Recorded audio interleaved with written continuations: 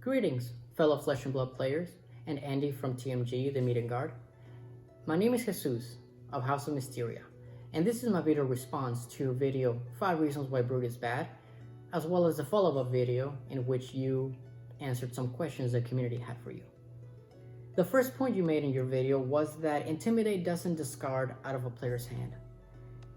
The way I see it is, while it doesn't discard, the banishing mechanic eliminates optimal blocking options for the opponent, which can lead to them either taking all the damage or having to use other resources to attempt to block as efficiently as possible.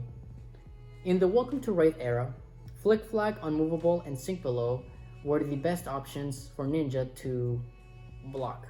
When banishing one or more of these cards from the opponent's hand, it would force the opponent to have to rethink their blocking and playing strategy, since you would be eliminating their most optimal options to defend and play cards. If I were to banish simply a pitch 3 card when they had an unmovable in hand, would cause them to rethink even using the other cards to pay for removable, because they wanted to use the other cards for attacking instead of pitching for the one removable. So there were several situations in which even just banishing one card out of their hand allowed me to be able to dish out a lot more damage.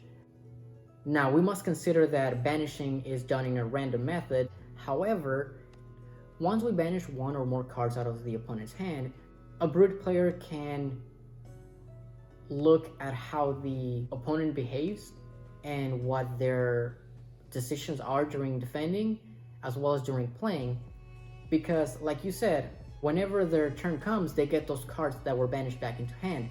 Now, if they never play those cards, or let's say they use the 2 cards in hand and then they get those other 2 cards back, if they only play one card and the other one goes into the arsenal, there's a very high chance that the arsenal card is a defense reaction, which means as a Brute player you can better prepare and anticipate a defense reaction, which lead to you deciding to either eliminate their whole hand, knowing that they can only block with the one arsenal card, or you can only banish one or none of their opponent's cards to bait them into playing the defense reaction from the arsenal, allowing you to play a bigger attack in the upcoming turns.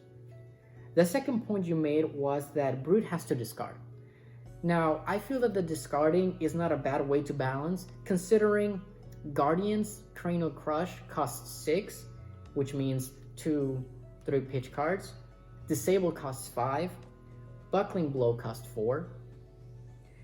And comparing that, the Guardian's cost to Brute, you have cards that deal 6 damage on a 2 cost and discarding, or on a 1 cost and discarding, or Alpha Rampage, which deals 9 on a 3-pitch and discarding. So at the end of the day, something similar to Cranial Crush, which costs 6, aka 2 cards and the card that you play, is similar to Alpha Rampage, costing you 1 pitch card, 1 discard, and the card that you play.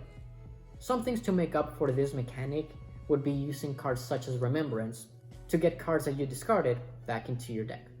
I feel that Brute requires a lot of manipulation in order of playing, because you want to ensure that you're going to be able to discard a 6 attack or higher card to be able to ensure that Intimidate.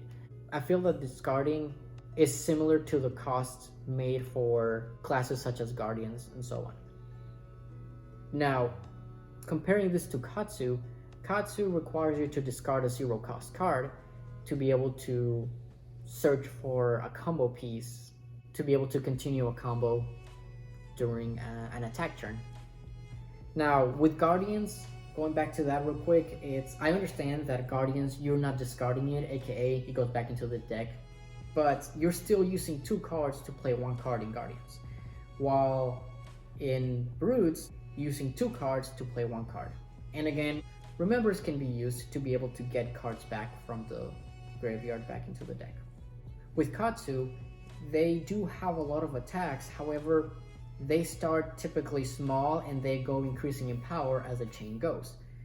So I feel Brute and Katsu are really difficult to compare, because one of them is focusing on 3+ attacks, while the other one is focusing on 1 to 2 attacks. The other point that you made was that your opponent has attack for the next turn because you banish the cards but you don't discard them, meaning at the end of turn they get back their whole hand and they have 4 cards in hand to be able to get a full turn. Now, when you banish too many cards via Intimidate, a lot of times the damage will be high enough that you put the opponent on the back foot. Brute cards block an average of 3 points of damage per card. Cards such as Bonehead Barrier can block up to 6 damage. Now, going against Ninja, Bonehead Barrier is an excellent card because it can block multiple attacks. If you were to roll 4 or even higher on Bonehead Barrier, you're able to eliminate the attacks of 2 Karachis and 1 starter combo piece. Again, it's all about randomization. It's kind of the luck of the roll on Bonehead Barrier, but I feel like that makes it a little bit more exciting. Other cards that Brute can use to defend themselves from full hands are Unmovable, Reckless Swing, and Sink Below. Reckless Swing, being able to block for 4 and deal 2 damage. In the Welcome to Wraith era, I feel like was very important card because Reckless Swing blocks for 4, you have to discard a card, and if it's a 6 or higher, you deal 2 damage. So late game, this card was very useful because you were able to burn your opponent even when you were technically on the defensive. So when things came down to the wire, you were able to defend while still dealing damage. So you wouldn't really have to worry too much about having to attack for big numbers. With Romping Club dealing 4 minimum, late game, it put the opponent in a position where they would have to overblock, since most cards block for 3 or 2, or having to use defense reactions to be able to block for higher numbers to avoid taking any damage from a single attack. Sink Below was also very important in Brute in the Welcome to Wraith era because it helped to cycle cards if needed. A lot of times you would play Sink Below just to be able to cycle cards that were not 6 or higher, or cards that were red, so you would be able to try to get cards that would pitch for more, or cards that had 6 attack points to be able to discard later on. The fourth point you made was that Intimidate would be making the decision for the opponent by keeping them with less cards. Going for big damage while reducing their hand size would put them in one of 2 positions. One, you either block to absorb some but not all of the damage, or 2, they would not block and take all of the damage. When hitting the vital cards in the opponent's hand during their blocking turn, it would allow the Brute player to be able to deal more damage than if they were to not banish any cards at all. I feel that the strategy with Brute lies in deciding how many cards to intimidate to push them to your most favorable position. Sometimes intimidating 1 card is enough, sometimes you want to intimidate 3 just to try to make sure. It all depends on what you have in your hand as a Brute player to decide how many cards you really want to intimidate. There will be turns where you wouldn't want to intimidate any of the cards. Intimidate would be making the decision for the opponent by keeping them with less cards. You are right that it makes a decision for the opponents a lot of the times, but that's a good thing because you can make the decision for them to be in your favor. Also, by intimidating them and making the decision for them, you can push them to block in manners that is not to their favor. So making the decision for them takes a little bit of the control from them, which can disrupt their momentum and take control of the situation. Are you paying a little extra for Intimidate? I don't feel that it is necessarily paying a little extra for Intimidate because Guardians, the cost of the cards is via pitching more than you would in Brute. The Ninja requires you to hit to be able to continue with combos or get the most out of it. Some points I wanted to make were that you are basing it off of a ninja's point of view. And I completely agree with you that looking at things via ninja point of view is different than looking at them through guardian eyes or warrior eyes even. Brute action cards mainly have 3 defense, while ninja action cards mainly have 2 defense. This 1 point difference have a really big effect on how a ninja wants to block, because even though you're able to play a lot of attacks with go again and whatnot, the fact that they defend for 2 most of the time means that in order to successfully block a brute attack, you have to use 2 cards from hand to block, or you have to rely on the defense reactions. Now, if one of those defense reactions were to be banished from your hand, that means you once again have to rely on 2 or more cards to fully block a brute's attack. Bonehead Barrier can block Kodachi hits and small combo starters with just 2 cards. The card that you use to pitch for Bonehead Barrier and a good roll.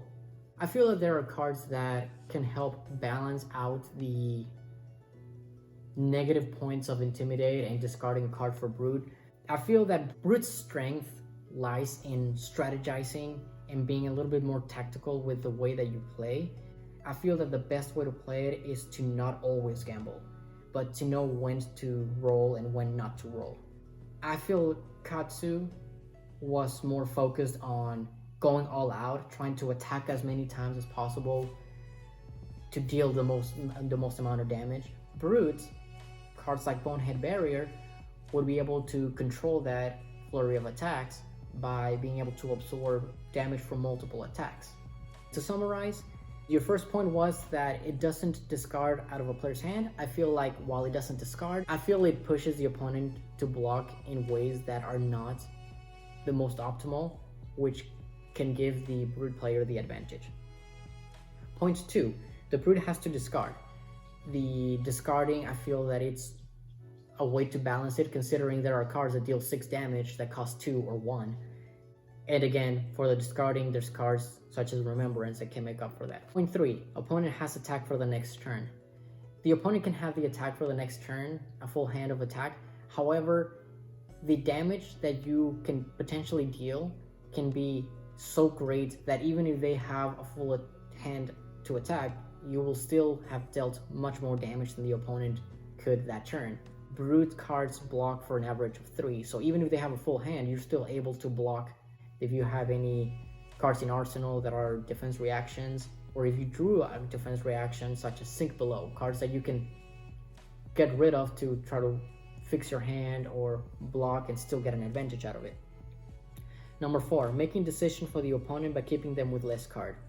Making the decision for the opponent takes away the control from the opponent, which means it puts them in a position where their whole game plan can be disrupted and can completely change their mindset for the rest of the game. 5, are you paying a little extra for Intimidate? I don't feel like you're paying a little extra. I feel like you're paying enough for it, because at the end of the day, there are cards in Brute that are low cost but require you to discard a card. I hope I covered all the points that you made and I was able to provide some new information. Thank you again, Flesh and Blood players, and thank you, Andy, from TMG, the Midian Guard. I look forward to hearing your opinion on this video. This is Jesus from House of Misteria.